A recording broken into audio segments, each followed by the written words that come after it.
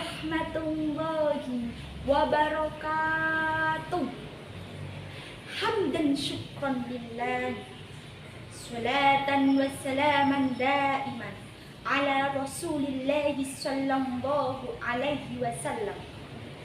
La haula wala quwwata illa billahil aliyyil azim. Amma ba'du. Yang terhormat Dewan Juri yang arif lagi bijaksana, dan yang saya hormati para panitia jajarannya yang telah menyelenggarakan lomba dakwah Islam, dan tak lupa teman-teman semua yang insya Allah dirahmati Allah Subhanahu wa Ta'ala. Pertama dan yang paling utama, marilah kita panjatkan puja dan puji syukur kehadirat Allah Subhanahu wa Ta'ala yang telah memberikan rahmat karunia-Nya kepada kita semua, baik berbagai macam nikmat, baik nikmat iman, Islam, dan nikmat sehat walafiat, sehingga kita bisa melakukan aktivitas seperti biasa. Kedua kalinya, sholawat serta salam kita haturkan kepada junjungan kita, seorang pahlawan yang tak pernah makan bakwan, seorang proklamasi yang tak pernah pakai dasi, dan seorang proklamator yang tak pernah pakai motor, yakni Rasulullah sallallahu alaihi wasallam. Biqaulina ma'an, Allahumma sholli ala sayyidina Muhammad. Semoga kita mendapatkan syafaatul hikmah di yaumil qiyamah. Amin ya rabbal alamin. Beliaulah yang membawakan agama Islam dari zaman kegelapan hingga zaman terang benderang, dari zaman jahiliyah hingga zaman banyak ilmu pengetahuan dan teknologi. Tak kenal maka ta'aruf. Perkenalkan, saya Lina Ilana Zulfa dari PGMI IAIN Kudus. Di sini saya akan menyampaikan dakwah Islam tentang etika dakwah virtual. Para hadirin yang dirahmati Allah Subhanahu wa Ta'ala, dalam Al-Quran telah dijelaskan dalam surah Ali Imran ayat 104. A'udzu billahi minasyaitonir rajim. Bismillahirrahmanirrahim. Wal takum minkum ummatun yad'una ilal khairi wa ya'muruna bil ma'rufi wa yanhauna 'anil munkar wa ulaika humul muflihun. Shadaqallahul adzim, yang artinya, dan hendaklah ada di antara kamu segolongan umat yang menyeru kebaikan, menyeru dalam hal ma'ruf, dan mencegah dari hal yang munkar. Merekalah orang-orang yang beruntung. Dari ayat tersebut terdapat lafaz minkum yang diartikan sebagai kewajiban dakwah adalah dilakukan oleh sebagian orang saja dalam kelompok tertentu, untuk senantiasa mengajak, menyeru, dan pengaruhi manusia agar berada di jalan yang benar sesuai dengan ajaran Islam. Namun, setiap manusia memiliki potensi dalam menyampaikan kebaikan. Terlepas itu bagaimana menyampaikannya dan kepada siapa, maka Rasulullah sallallahu alaihi wasallam menegaskan dengan kalimat balighu anni walau ayatan, sampaikanlah dariku walau satu ayat.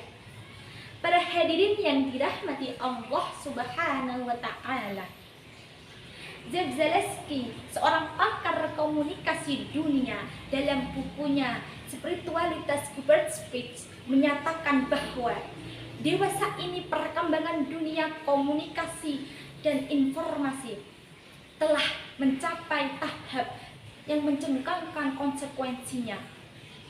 Satu sisi melahirkan nilai-nilai positif dan mengangkat taraf kehidupan, taraf hidup manusia. Namun di sisi lain, perkembangan informasi melalui media, baik melalui media cetak maupun elektronik, jika tidak dibingkai dengan nilai-nilai agama, maka melahirkan kehancuran, keresahan, dan kesusahan bagi umat manusia. Pada hadirin yang dirahmati Allah Subhanahu wa Ta'ala, sehingga timbul suatu pertanyaan, bagaimana Al-Quran membahas pentingnya dakwah secara virtual dan bagaimana etika dakwah secara virtual? Bagaimana, yaitu yang pertama adalah kecakapan bermedia. Merupakan salah satu unsur yang penting dalam informasi adalah komunikasi dan pemrosesan data. Hal ini berkaitan dan pengaruh besar terutama dalam komunikasi antar manusia, meliputi yang pertama adalah pengumpulan data, yang kedua penyimpanan data atau informasi, yang ketiga pengolahan data atau informasi, yang keempat penyebaran informasi atau data, dan yang kelima balik informasi atau umpan balik. Kelima unsur tersebut telah dijelaskan. Jika ada satu unsur yang hilang, maka dalam menyampaikan informasi tidak akan sampai menjadi informasi yang baik dan benar, apalagi diamalkan. Bagaimana kita harus bisa melakukan pengolahan informasi dengan baik dan benar, kemudian menyebarkan, meluaskan informasi yang baik dan benar pula, sehingga yang mendapatkan informasi tersebut feedbacknya akan menjadi tujuan sesuai dengan dakwah tertentu.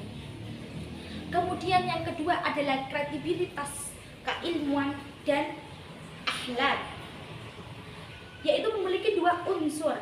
Yang pertama adalah keahlian dan kepercayaan. Hal ini berkaitan dengan aspek kognitif seorang dai dalam menyampaikan suatu pesan dakwah, dan berkaitan dengan sikap moral yang dimiliki seorang dai dalam menyampaikan kehidupan sehari-hari. Kemudian hal tersebut merupakan telah meneladani sikap Rasulullah Sallallahu Alaihi Wasallam, yaitu memiliki 4 sifat: sidik, amanah, tabligh, dan fatonah.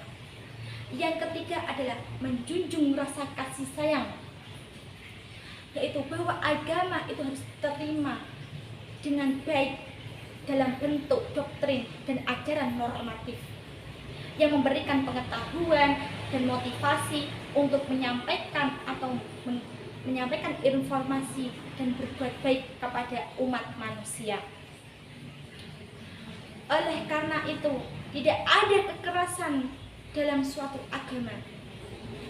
Jadi dapat disimpulkan bahwasanya pentingnya menerima perbaruan yang ada. Artinya apa? Kita bersyukur kepada Allah Subhanahu wa Ta'ala yang telah menganugerahkan perkembangan akal yang kita miliki, dan mengoptimalkan dan berperan aktif dalam menyampaikan dakwah secara virtual, baik dengan cara sopan, damai, dan santun, sehingga kita menjadi regenerasi Rasulullah Shallallahu Alaihi Wasallam dalam amar ma'ruf nahi munkar bil ma'ruf.